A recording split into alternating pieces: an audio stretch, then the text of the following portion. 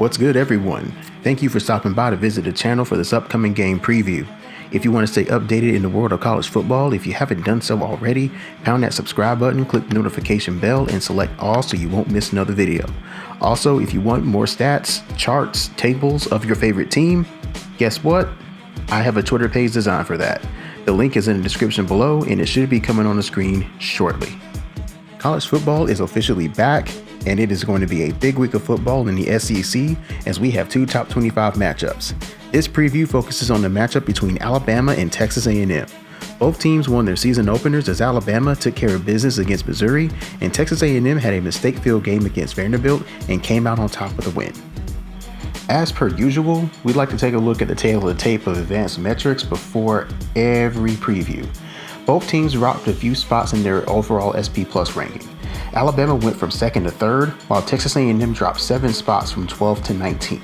The Crimson Tide's defense SP Plus ranking took a hit as well, dropping from 17th to 24th, which is the lowest in the Saban era since the Tide finished 40th in 2007.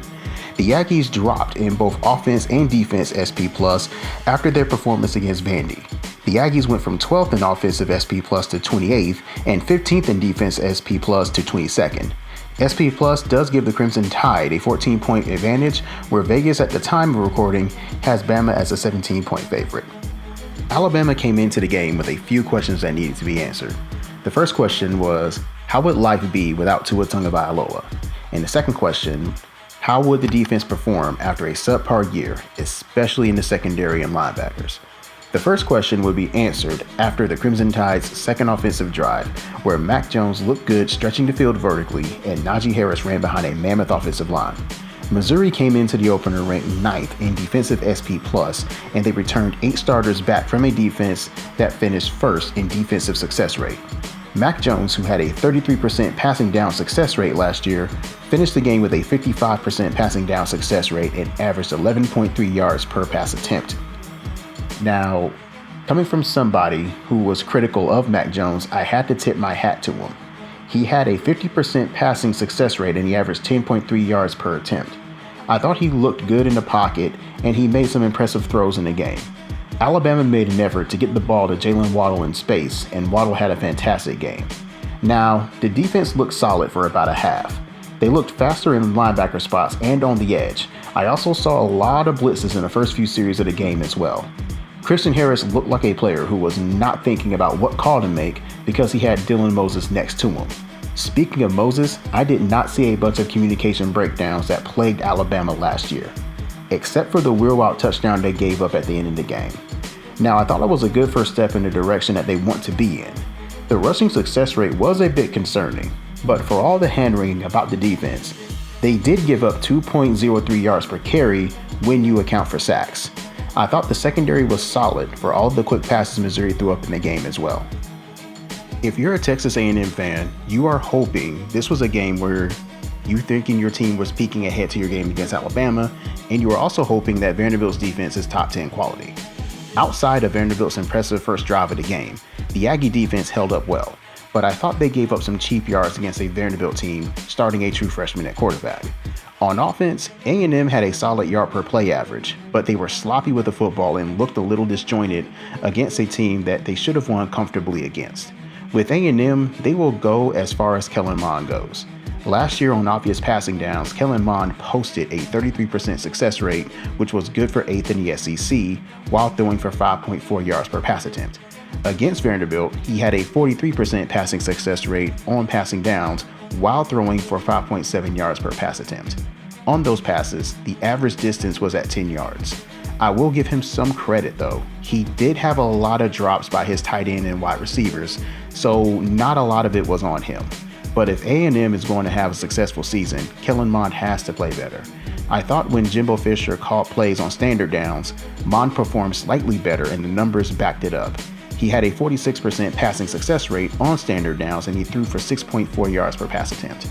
Mond also had a higher rate of explosive plays on standard downs at 13% than he did on passing downs, which he had a 7% explosive rate. One thing that is not on this graphic is that Vanderbilt had a sizable advantage in field position. Their average starting field position was at their own 37-yard line, while A&M started at the 25. Also, both the Commodores and the Aggies had the same number of scoring opportunities, which was 5, but Texas A&M came away with 15 points, while Vanderbilt only scored 9. Missed field goals and turnovers crippled Vandy's slim chances at winning the game. Now, despite the sloppy play and the fact that Vanderbilt could not finish drives, the Aggies still had a 85% post-game win expectancy. In the keys of the game, Texas A&M must get the ball out quick on offense, and they have to use Kellen Mond's legs when the play is not there. Mobile quarterbacks do not give Alabama as much trouble. It is always an accurate quarterback that gives Alabama problems. Also, keep an eye on the first scripted drive by Texas A&M. I think A&M is going to get their backs out in space and force Alabama's linebackers to play coverage. For Alabama, they have to dominate the line of scrimmage. In the first half against Missouri, Alabama had a rushing success rate of 44%. They averaged 4.4 yards per carry, and the offensive line was responsible for 2.1 line yards per carry. In the second half, it was a different story. The Crimson Tide's success rate dropped to 29%. They averaged 3 yards per carry, and the offensive line did not generate much of a push, averaging 1.94 yards per carry. Now, I am going to say this, Alabama did have a couple of offensive linemen that they were rotating in to try to get some depth. So when they did go to their second group, the lineup, yes, I definitely understand. It was definitely a far cry from that first unit. But in both halves, Alabama did have the same number of carries at 17. A&M has a big front, so this battle is going to be fun to watch.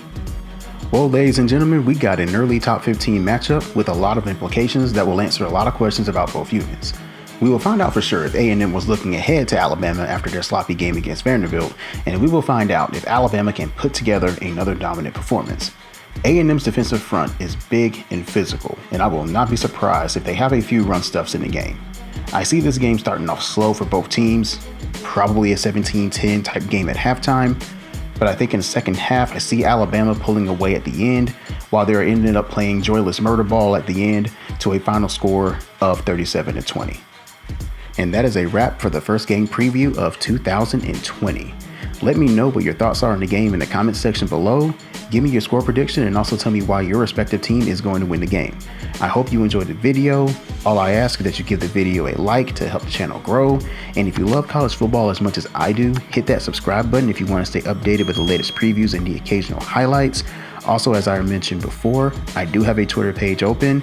It's going to be filled with a lot of stats, a lot of charts, a lot of tables. So if you're into that kind of thing, give your boy a follow. And as always, thank you for watching.